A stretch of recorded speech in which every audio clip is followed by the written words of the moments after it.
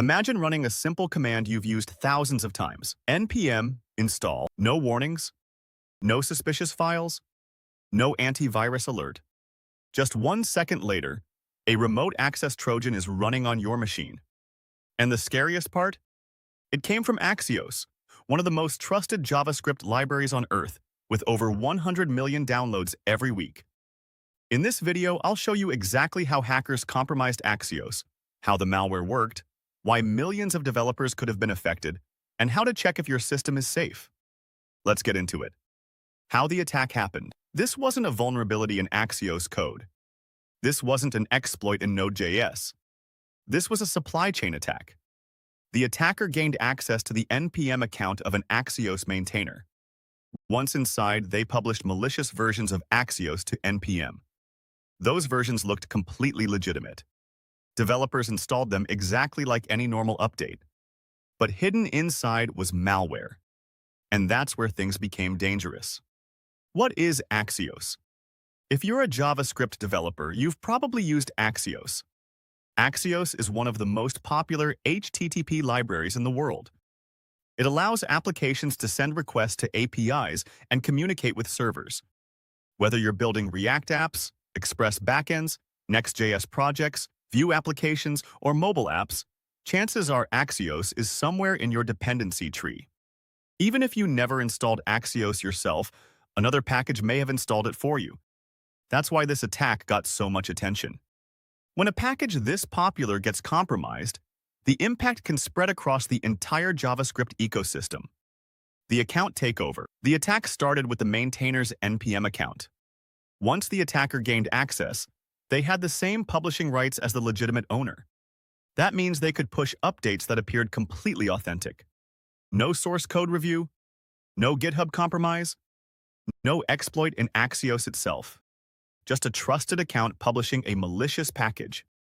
And because developers trust package managers, many systems automatically downloaded the infected versions.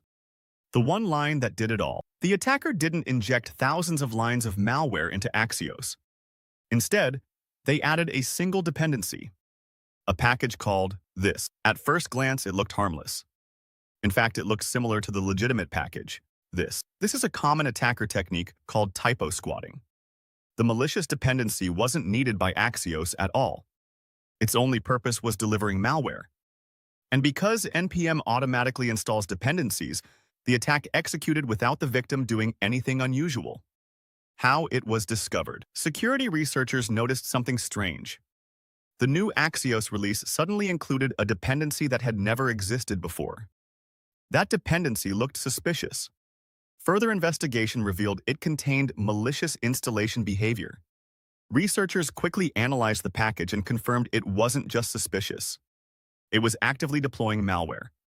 The Axios team was alerted and the compromised versions were removed. But by then, downloads had already occurred. The postinstall dropper. Here's where things get scary. The malicious package contained a postinstall script. A postinstall script runs automatically after npm finishes installing a package. Most developers never check these scripts. The moment installation completed, the script executed. Its job was simple: download a second-stage payload, launch it, then clean up after itself. Researchers observed communication with attacker infrastructure starting roughly 1 second after installation. That's incredibly fast. Most victims would never realize anything happened. The rat payload. The downloaded payload was a remote access Trojan, also known as a rat. A rat gives attackers remote control over infected systems. The malware worked across multiple operating systems: Windows, macOS, Linux. Once active, attackers could potentially execute commands, steal credentials, access files, harvest tokens, move through development environments, target CI/CD pipelines. For developers, that's especially dangerous because development machines often contain API keys, cloud credentials, SSH keys, and production secrets. The self-destruct feature. One of the most sophisticated parts of the attack was the cleanup mechanism. After executing, the installer attempted to remove evidence of its activity. This makes forensic analysis much harder. Many traditional indicators disappear. Victims may never realize their machine was infected. and security teams may struggle to determine exactly what happened after the compromise. That's why researchers considered this attack particularly dangerous. What is a supply chain attack? Let's quickly define supply chain attacks. Normally, developers trust software from trusted sources. NPM packages, open source libraries, build systems, updates. A supply chain attack abuses that trust. Instead of attacking users directly, attackers compromise something users already trust. Examples include package repositories, maintainer accounts, build servers, update mechanisms, software, vendors. The victim installs malware voluntarily because it appears to come from a legitimate source. That's exactly what happened here. Nobody downloaded a suspicious file. They simply installed Axios. 551. Are you affected? Let's check. Open your terminal and run npm list Axios. Also check global installations. npm list G Axios. If you find either of these versions, 1.141, 0.30.4, you were exposed to the compromised release. The known clean versions include 1.1.4.10, 0.303, and later, fixed releases published after the incident. You should also search your lock files for the malicious dependency. Look for plain crypto.js. If it's present, investigate immediately. Checking for the RAK. Checking for infection is harder because of the self-cleanup behavior. Start by reviewing shell history, NPM logs, system logs, EDR alerts, network logs, security monitoring tools. Look for unusual outbound connections around the time the package was installed.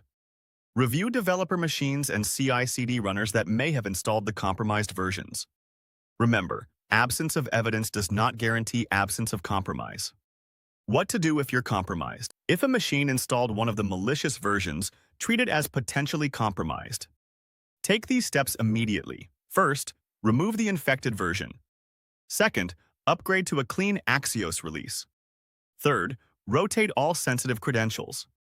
This includes API keys, access tokens, cloud credentials, SSH keys, GitHub tokens, database passwords. Fourth, inspect logs for suspicious activity. Fifth, review CI/CD systems if they may have installed the package. And if the machine handled production infrastructure, perform a deeper incident response investigation. Don't assume the attacker only accessed one system. The command that could have helped. There's one NPM feature that could have reduced exposure significantly. Run anim config set min release age 3. This tells NPM to avoid immediately installing brand new package releases. Why does that matter? Because many supply chain attacks are discovered within hours. A delay of just a few days gives security researchers time to identify malicious updates before they reach your environment.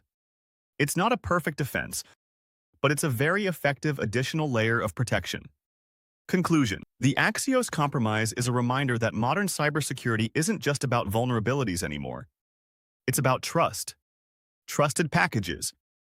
Trusted maintainers. Trusted updates. In this attack, developers didn't get hacked because they made a mistake. They got hacked because they trusted software that millions of people trust every day. That's what makes supply chain attacks so dangerous.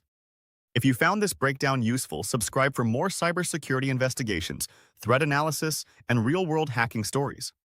And before your next update, remember, sometimes the most dangerous command isn't a malware download.